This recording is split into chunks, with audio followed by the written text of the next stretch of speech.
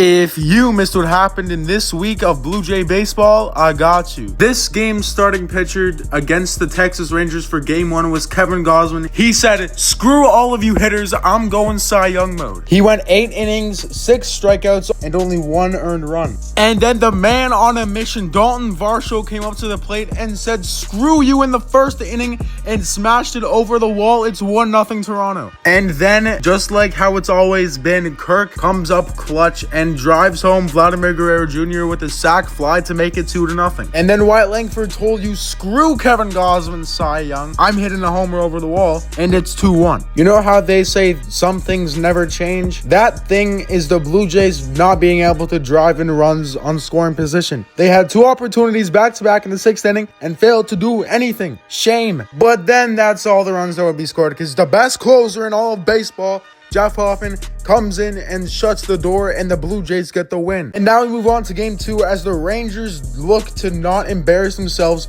and the Blue Jays look to embarrass the Rangers with Bowden Francis on the mound. And they successfully did so, as Bowden Francis went 5 innings, striking out 6 batters, allowing only 1 walk, 3 hits, and no earned runs. 5 innings of no-run baseball for Bowden Francis. But then it would happen again. The Blue Jays get Bo Bichette on base to start the inning, and then they have 2 opportunities to score him, and they fail on both. I don't know if I like or hate this team. And now in the bottom of the 8th, still 1-0 Blue Jays, 2 men on base.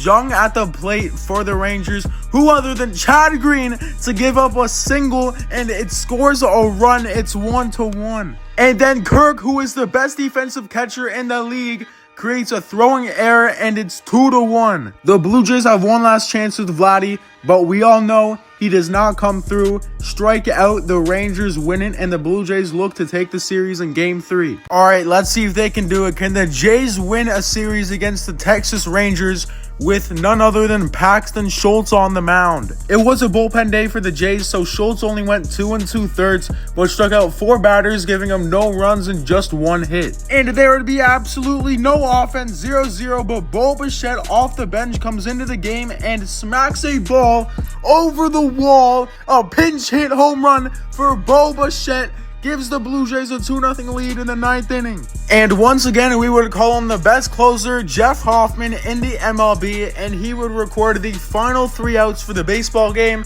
hold the Rangers to 0 runs in the entire game, and the Blue Jays take the series even though they only scored 4 runs. Pitching was there, offense was not. Let's go and face Oakland. And we would start the series against the Oakland with the pitcher of the week on the mound, La Maquita Jose Barrios, who went 6 innings, only 2 hits, only 2 walks, and struck out a career-high 9 batters in the ballgame. When I tell you the offense was clicking this game, it means it was clicking all the buttons on the remote, ladies and gentlemen. 3-run home run by Clement, RBI double from Bichette. Jays go on to score 8 in the 2nd, 5 of those alone being from Ernie Clement, this week's player of the week. Franchise tying 5 RBIs in an inning. We would get a Springer dinger and a Vladdy bomb all over the place, bruh. And the offense would continue to bleed into the 3rd inning. A Bo Bichette bomb and a 2nd Springer dinger, and it's 11-0. And then, just for good measure, Kirk came up and hit a sac fly and made it 12-0. There would be no need for Jeff Hoffman, the best closer in MLB, this game, as Jose Urania takes the mound. He is now DFA'd, and the Blue Jays win 12-0. Let's see if the offense can continue to perform like this against the worst pitching staff in baseball. We gotta take advantage of the bad teams, bro. And we would have one of the most dominant pitchers as of late on the mound, Chris Bassett. Though this would not be his best start of all time, as he went 5 innings, giving up 7 hits, 5 earned runs on 2 homers, 2 walks, and striking out 6. But then Straw, Vladdy, and Springer would all combine to create 3 runs in the inning, and the Blue Jays go into the 3rd inning with a 3-1 lead. But then the Athletics would try to retaliate as they get another one on the board. It's 3-2. But Ernie Clement, this week's player of the week, said frick all that, and I'm going deep on your head, and it's 4-2 now. And there would be 2 more runs scored this inning as Straw and Lucas combined for 2 runs, and the Blue Jays take a 6-2 lead. But then the Athletics would make it interesting once more as this double scores 2 runs, and it's a 1-run game at 6-5. And then the Blue Jays scored 2 more runs thanks to Kirk and Springer, and it's 8-5 after 5. And then Addison Barger's at this plate. And oh my God, Addison Barger, the ball of the family. Damn. So that makes it 10-5, and then Bo Bichette comes up, gets a hit, drives in the runner at second, and it's 11-5. And then Chad Green comes on in the 9th, tries to get the win.